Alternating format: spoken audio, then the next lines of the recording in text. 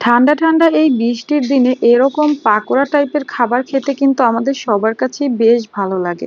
বিশেষ করে আমি তো অনেক পছন্দ করি এবং আমার মেয়েরাও খুব পছন্দ করে। আর সেটা যদি হয় চিকেন পাকোড়া তাহলে তো আর কথাই নাই, অনেক বেশি মজার এবং ইয়াম্মি একটা পাকোড়া আজকে আপনাদের সাথে শেয়ার করব।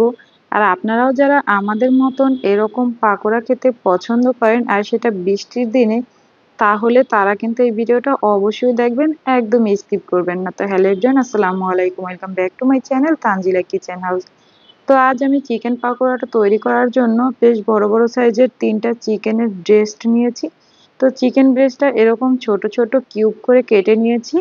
আর এটা ছোট ছোট কিউব করে কেটে নেওয়ার কারণ হচ্ছে এতে করে এটা খেতে বেশি ভালো লাগবে, ছোট ছোট করে বানালে একদম ক্রিস্পি হবে।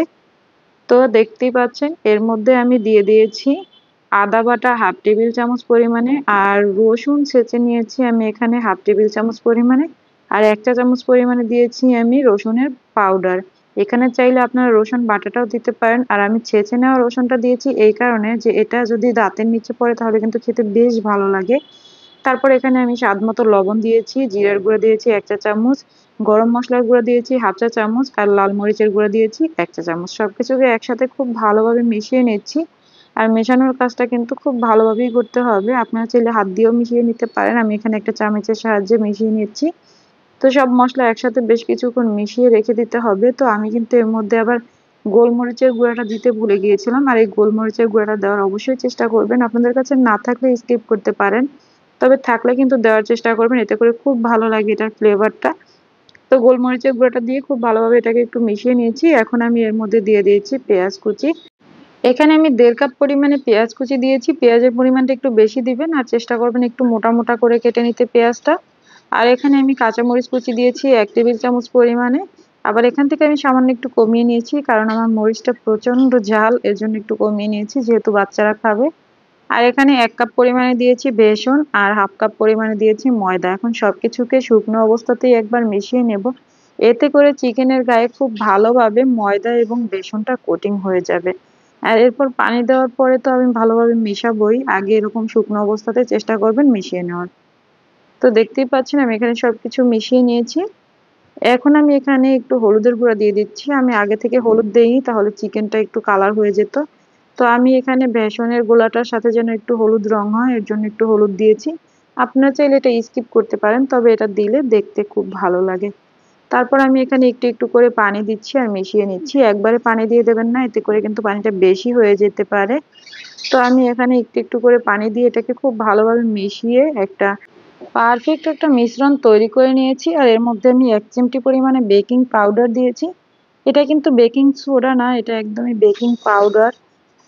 তো দেখতেই পাচ্ছেন আমি সবকিছুকে আবার একসাথে মিশিয়ে নিয়েছি বেকিং পাউডারটা দেওয়ার পর। এরপর আমি আপনাদেরকে দেখিয়ে দিচ্ছি কিভাবে করে আপনারা এটা তেলের মধ্যে ছাড়বেন। আপনারা চাইলে 1 টুকরা করেও একটু পেঁয়াজ এবং ডোয়ের সাথে মিশিয়ে ছাড়তে পারেন, আবার চাইলে আপনারা 2 টুকরাও একসাথে তেলের মধ্যে দিয়ে দিতে পারেন। এখন আমি চুলায় একটা প্যান বসিয়ে দিয়ে এর মধ্যে তেল দিয়ে দিয়েছি, যেহেতু আমি এগুলোকে ডুবো তেলে ভাজবো তাই তেলের পরিমাণটা একটু বেশিই দিতে হবে। এরপর আমি এই তেলটা গরম হয়ে যাওয়ার পরে এর মধ্যে এক এক করে এভাবে দিয়ে দিচ্ছি। দেখতেই পাচ্ছেন চিকেনগুলোকে হালকা একটু ময়দা এবং বেসনে কোটিং করে তারপর এর মধ্যে একটু পেঁয়াজ যেন থাকে এভাবে করে আমি সবকিছু দিয়ে দিয়েছি। তো সবগুলো দিয়ে তারপর এটাকে আমি একটু চুলার মিডিয়াম হাই হিটে এটাকে ভেজে নিব। এটা কিন্তু একদম লো হিটে ভাজার কোনো দরকার নেই, এতে করে তেল ঢুকে যাবে ভেতরে এবং এটা চিকেনটাও ভেতর থেকে বেশ হার্ড হয়ে যাবে। তাই আমি এটাকে মিডিয়াম হাই হিটে একদম উল্টে পাল্টে নেড়ে চেড়ে ভেজে নিচ্ছি।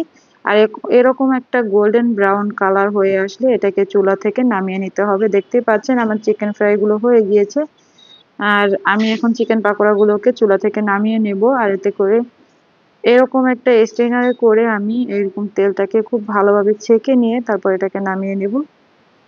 আপনারা কিন্তু চেষ্টা করবেন তেলটাকে খুব ভালোভাবে ছেঁকে নিয়ে তারপর এটাকে একটা টিস্যু পেপারের মধ্যে রেখে এতে করে বাকি যে তেলটুকু এই চিকেন পাকোড়ার গায়ে থাকবে সেগুলো সোপ করে নেবে টিস্যু পেপারে। তারপরে এটাকে চেষ্টা করবেন সার্ভ করতে, এতে করে আপনাদের তেলের পরিমাণটা তেলে ভাজার পরেও একটু কম যাবে শরীরে।